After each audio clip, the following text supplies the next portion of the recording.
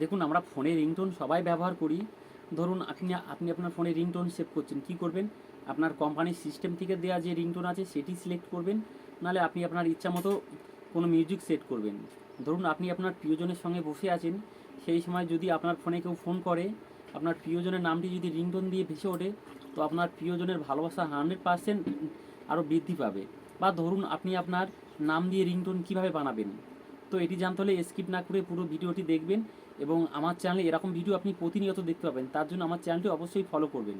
এবং আপনি যদি ইউটিউব থেকে দেখেন, আমার চ্যানেলটি অবশ্যই সাবস্ক্রাইব করবেন। তো চলুন দেখে নেওয়া যাক।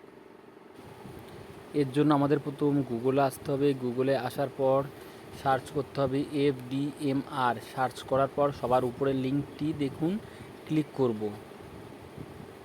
ক্লিক করার পর দেখুন সবার উপরে লেখা আছে লেটেস্ট রিংটোন, ওখানে ক্লিক করব।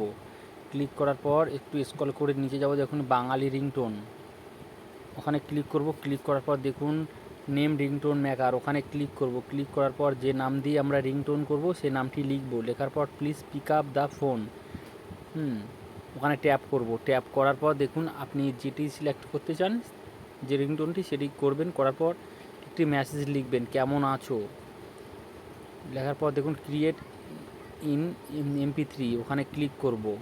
ক্লিক করার পর দেখুন আপনার রিংটোনটি তৈরি হয়ে গেছে। এই যে উপরে সবার উপরে আছে ডাউনলোড, ওখান থেকে আপনি ডাউনলোড করতে পারবেন।